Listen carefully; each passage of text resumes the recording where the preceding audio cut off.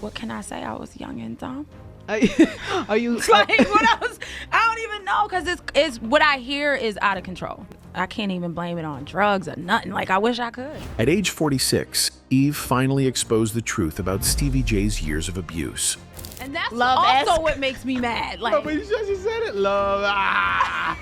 because you know, it's moments happen. Like, it's crazy. That is Like, crazy. but it was, and you know what? I was in love. He brought his ex to their apartment and forced Eve to witness her own humiliation.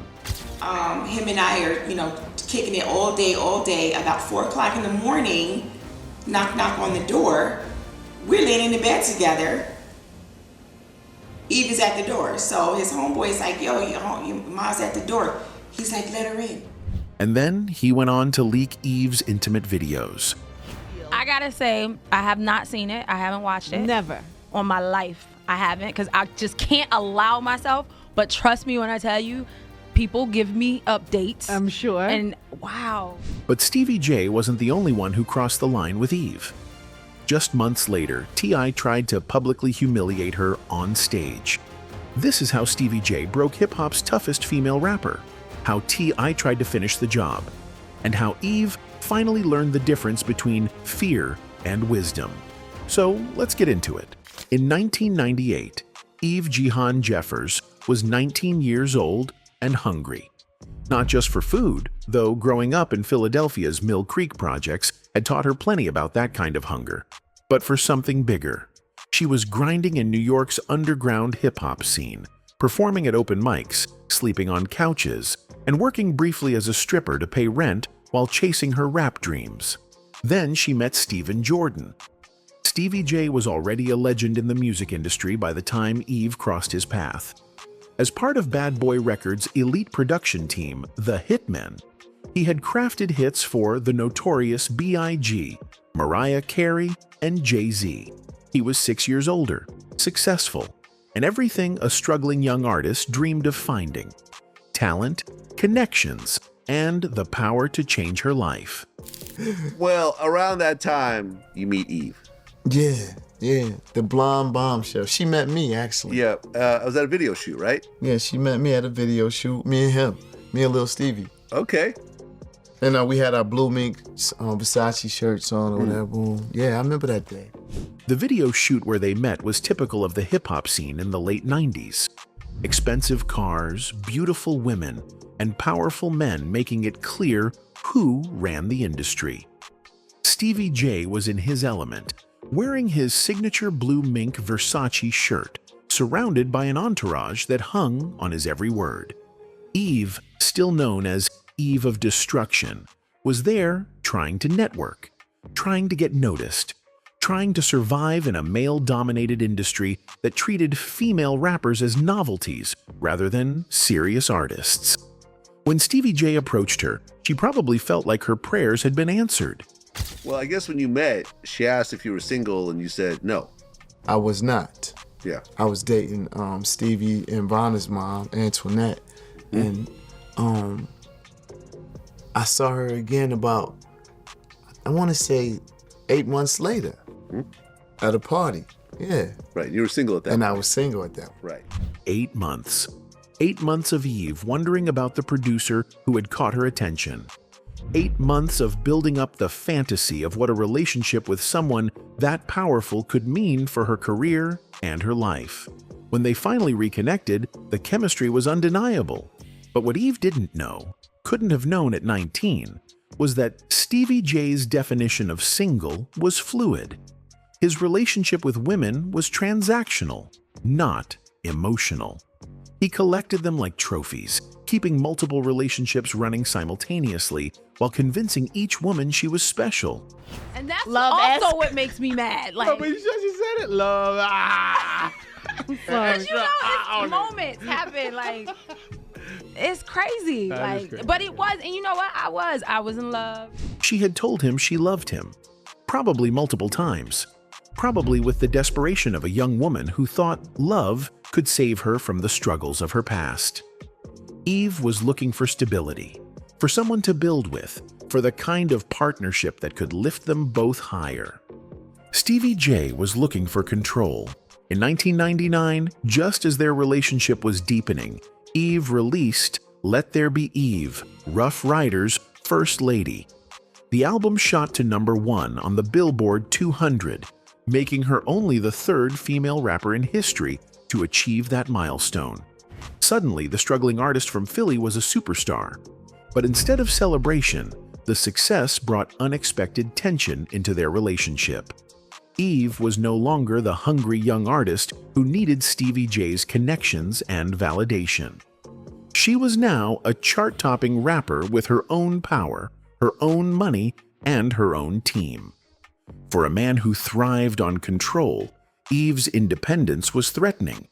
The very success he had helped her achieve was now undermining his ability to manipulate her. That's when the real abuse began. Success should have been sweet for Eve. Her debut album was selling millions, Got a Man was climbing the charts, and she was being hailed as the future of female rap. But behind the scenes, her relationship with Stevie J was becoming a masterclass in psychological warfare. The abuse wasn't physical, at least not primarily. It was far more insidious. Stevie J understood that the most effective way to control a successful woman was to systematically destroy her sense of self-worth while making her believe he was the only person who truly understood her. Years later, Stevie J would make claims about having to teach Eve basic hygiene, as if a grown woman who had survived the streets of Philadelphia and built a successful career somehow didn't understand how to take care of herself. This wasn't about cleanliness. It was about establishing a narrative where Eve was dirty, uncultured, and lucky to have him. The message was clear. Without him, she was nothing. The cheating was constant and deliberate. Stevie J didn't just step out on Eve. He flaunted his infidelity, often bringing other women around their shared spaces and making sure Eve knew about his affairs. This wasn't about sexual gratification. It was about power and degradation. Him and Eve had gotten into it, I don't know about what. He calls me and asked me to come to New York. Flew me down to New York. Flew and had me at his apartment, which I didn't know Eve was actually living there at the time. The apartment incident with Mimi was particularly cruel. Stevie J had flown his ex-girlfriend Mimi to his and Eve's shared apartment while Eve was away. But this wasn't a secret affair. He made sure Eve would discover them. When Eve returned home at 4 a.m., Stevie J instructed his friend to let her in, knowing exactly what she would find. Him and I are, kicking it all day. About 4 o'clock in the morning, knock on the door. We're laying in the bed together. Eve is at the door. So his homeboy's like, yo, your mom's at the door. He's like, let her in. Let her in. 2 words that revealed everything about Stevie J's mindset. He wanted Eve to see them together. He wanted her to feel the humiliation, the betrayal, the powerlessness. He wanted to break her spirit by making her witness her own replacement. She comes in, comes down the hallway, baby, I'm like, this nigga's bugging. Long as, it doesn't get out of hand. She comes in, realizes there's a woman in the bedroom. Eve's reaction was exactly what any woman would have. She went off. But in Stevie J's twisted psychology, her anger wasn't justified pain. It was evidence of her being difficult and crazy. This is the classic abuser's tactic. Create a situation designed to provoke a reaction, then use that reaction as evidence of the victim's instability. Once she leaves, she realized, I just left him in the fucking house with this bitch. I think it took maybe 2 seconds for that to kick in. She went in, beating on the door. So his friend's like, yo, Mom back at the door. When Eve left initially, her mind was probably racing. The humiliation of finding another woman in her bed was overwhelming, but as she walked away, the full reality hit her. She had just left her man in their apartment with his ex-girlfriend. The disrespect was so profound that she couldn't just walk away. Even Mimi, the woman who had been complicit in the humiliation, recognized that Eve's reaction was justified. But the emotional abuse went deeper than infidelity. Stevie J had a talent for making Eve feel like her success was temporary, undeserved, and entirely dependent on his continued support. Instead of being her partner and biggest supporter, Stevie J treated Eve's success as a threat to his own relevance. Every achievement she earned was met with undermining. Every moment of confidence was countered with criticism designed to keep her dependent on his validation. The drinking started as a way to cope with the emotional pain, but it quickly became another weapon in Stevie J's arsenal. He could point to her drinking as evidence that she was unstable, unprofessional, and unable to handle success without him. The sex tape scandal that would later emerge was the final violation. Whether Stevie J directly leaked the intimate footage or allowed it to happen through his negligence, the result was the same.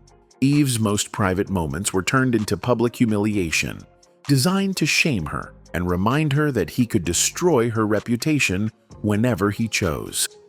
By 2001, Eve was trapped in a cycle of abuse that had convinced her she was lucky to have Stevie J, even as he was systematically destroying her sense of self-worth.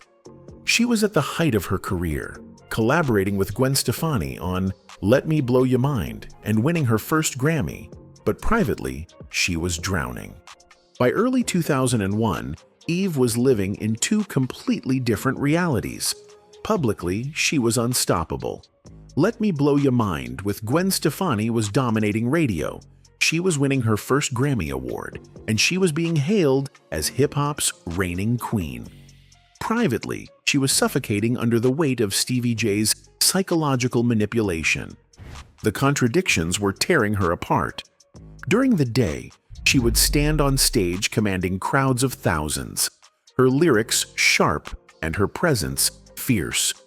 At night, she would return to an apartment where she was made to feel worthless, where her achievements were minimized, and where her most intimate moments had been turned into public spectacle.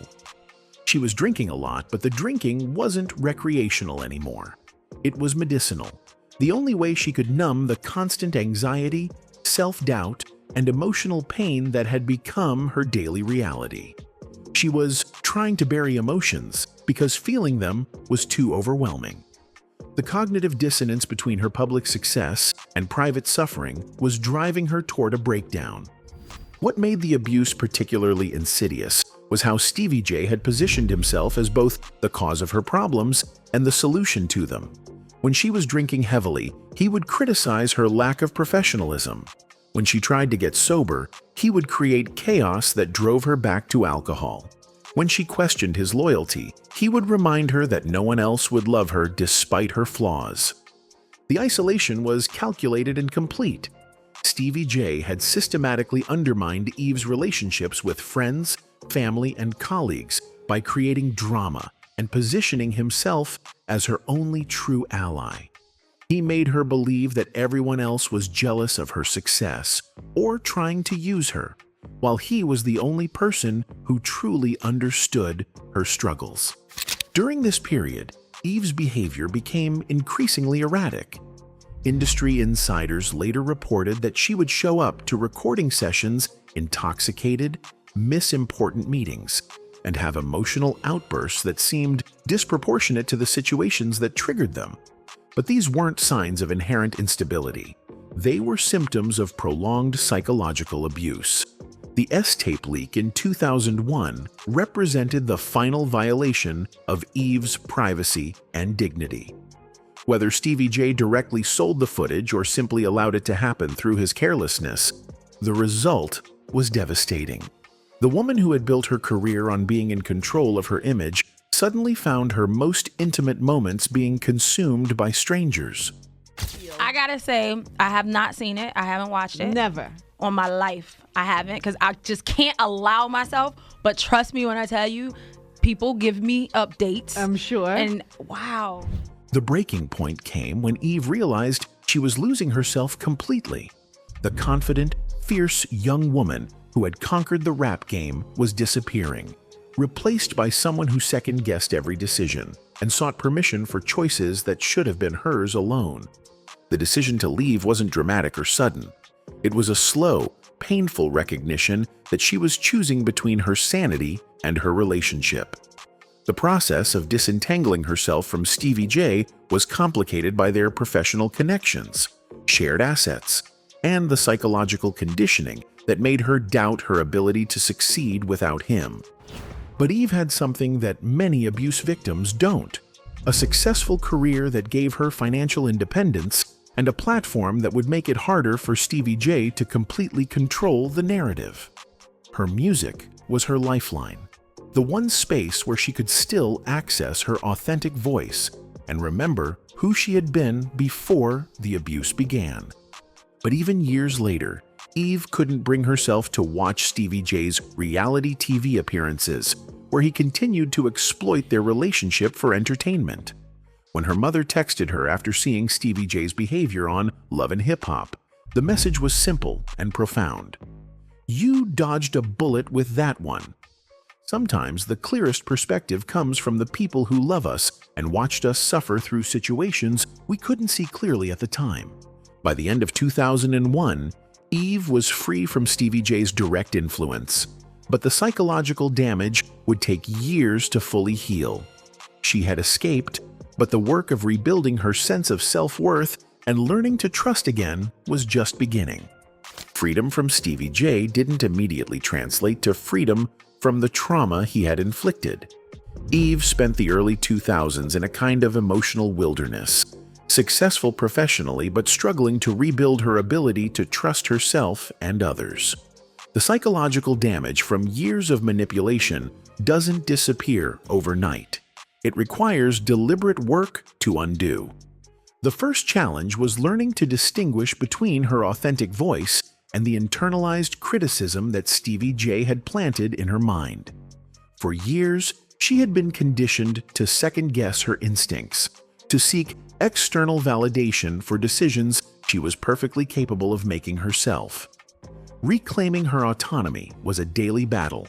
The walls Eve had built to protect herself from further abuse also prevented her from forming genuine connections. She had learned to keep her emotional life private, to present a controlled image to the world, and to never reveal vulnerability that could be used against her. This protective strategy had served her during the relationship with Stevie J, but it was limiting her ability to heal and grow. Her relationship with alcohol remained complicated throughout this period. What had started as a coping mechanism during the abuse had become a habit that was difficult to break. The industry environment, with its constant parties and social drinking, made it easy to rationalize continued alcohol use as normal rather than problematic. The transition from music to acting brought new stresses that triggered old patterns. Hollywood's demands for perfection, combined with the pressure to reinvent herself as a serious actress, created anxiety that reminded her of the walking on eggshells feeling she had experienced with Stevie J. The difference was that now she was choosing these challenges rather than having them imposed on her. Dating became particularly complicated. Eve found herself attracted to men who reminded her of Stevie J, confident, successful, and slightly dangerous, while simultaneously being terrified of ending up in another abusive relationship. The pattern of being drawn to what feels familiar, even when it's harmful, is common among trauma survivors. Her work became both refuge and burden. On one hand, her career success provided evidence that she was capable and valuable, independent of any romantic relationship. On the other hand, the pressure to maintain her success sometimes felt overwhelming, especially when she was struggling with depression and anxiety. Later, Eve would reflect on this period as crucial to her development. The isolation forced her to confront her own patterns and triggers without the distraction of romantic relationships. She began to understand that her fear of men wasn't paranoia. It was a rational response to trauma that would help her recognize red flags in future relationships. Therapy, though she was initially resistant to it, became crucial to her healing process. Learning to recognize the difference between legitimate concerns and trauma responses helped her make better decisions about relationships, career opportunities, and personal boundaries. The process of healing wasn't linear. There were setbacks, moments of doubt, and periods where the old patterns felt safer than the uncertainty of growth. But gradually, Eve began to rebuild a sense of self that was based on her own values and instincts, rather than the distorted feedback she had received from Stevie J. She also began to recognize that success without happiness was ultimately meaningless. She started to prioritize her mental health and emotional well-being rather than just her professional achievements. This shift required her to slow down, say no to opportunities that felt unhealthy, and invest in relationships and activities that brought genuine fulfillment. In 2017, when Eve joined The Talk as a co-host, the role required a level of vulnerability she had never shown publicly before. Having to open up about her personal life and share her opinions on sensitive topics forced her to confront the walls she had built around herself. By the mid-2000s, Eve was beginning to emerge from the shadow of her traumatic relationship with Stevie J. She was still cautious about love and relationships, but she was no longer willing to accept treatment that diminished her worth or compromised her peace of mind. The foundation was being laid for the kind of love she had always deserved but had never experienced. In 2010, Eve was invited to perform at the Gumball 3000 Motor Rally launch party in London. It was supposed to be just another gig, a quick performance for a wealthy crowd, collect the check, and move on. She had no idea that this random Tuesday night in London would change the entire trajectory of her life. The event was founded by Maximilian Cooper, a British entrepreneur and former race car driver who had built the Gumball 3000 into an international phenomenon that combined luxury cars, celebrity culture, and charitable giving. When Eve took the stage that night, Cooper was watching from the crowd, completely mesmerized. The attraction was immediate, but Eve was skeptical. She had learned to be wary of men who approached her with too much confidence, too many compliments, and too much apparent interest in her success. Her experience with Stevie J had taught her that predators often disguise themselves as supporters. But Maximilian was different in ways that became apparent slowly. He wasn't trying to manage her career or position himself as her savior. He had his own successful business, his own identity, and his own goals that didn't require her validation or participation. For the first time in her adult life, Eve met a man who didn't seem to need anything from her except her company. Seriously. And trust me, I gotta say, for me, it's weird that I'm with a white dude. Trust me. For you I look too? at him sometimes and I Is be he like, not you the are first- so white. The interracial aspect of their relationship added complexity that Eve hadn't anticipated. She was honest about her initial discomfort with dating outside her race, but what mattered more was how Maximilian responded to her concerns. Instead of dismissing her feelings or getting defensive, he listened and worked to understand her perspective. The honesty in their relationship was revolutionary for Eve. They could discuss their cultural differences openly, acknowledge their learning curves, and work through challenges without anyone being defensive or manipulative. This kind of transparent communication was the opposite of everything she had experienced with Stevie J. When tabloids eventually tried to sensationalize her past relationship with Stevie J, Maximilian's response revealed everything Eve needed to know about his character. He didn't use her history as ammunition for arguments or leverage for control. He simply treated it as her past, something that had shaped her but didn't define their relationship. The contrast with her previous relationship was stark in every way.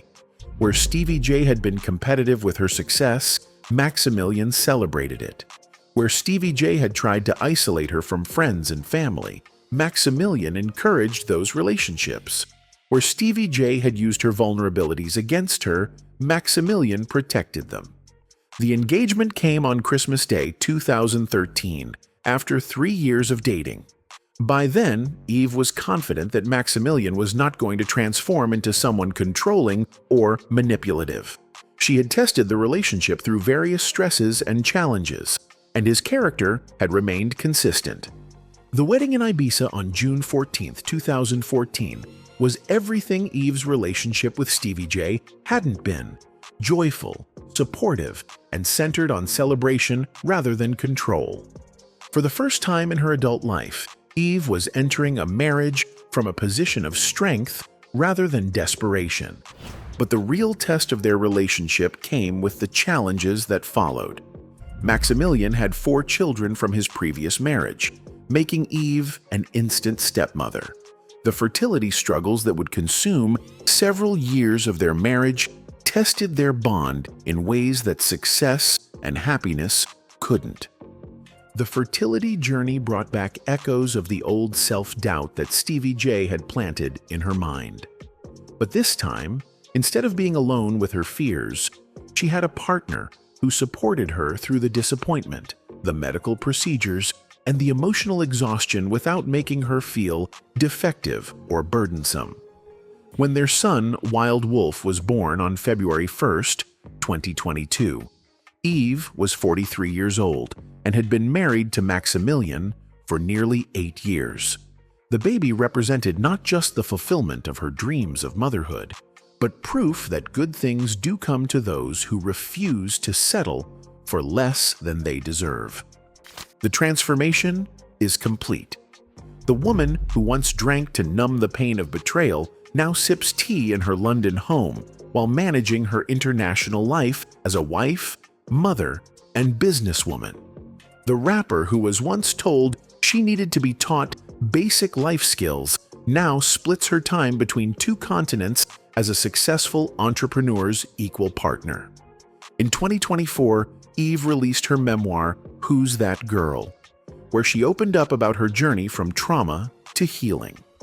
The book represents the final chapter in her recovery, the ability to tell her own story on her own terms without shame or fear. Most importantly, the young woman who was convinced she was lucky to be with someone who treated her badly now knows exactly what she deserves and has built a life that reflects that knowledge. The fear of men that began with Stevie J's systematic abuse has been replaced by the security of a partnership built on mutual respect, honest communication, and genuine love. Eve's story isn't just about surviving trauma. It's about transforming that pain into wisdom that allowed her to recognize and choose real love when it finally appeared. Today, when Eve looks in the mirror, she doesn't see a victim or a survivor. She sees a woman who refused to let her worst relationship define her capacity for love. She sees someone who did the hard work of healing and was rewarded with everything she had always dreamed of, but never thought she deserved. The scared young woman who fell in love with the wrong man at 19 became the confident woman who married the right man at 35. The difference wasn't luck. It was the courage to believe she was worth more than what she had settled for, and the patience to wait for someone who could see her value without needing to diminish it. That's not fear of men. That's wisdom about love. Anyway, that's it for this video.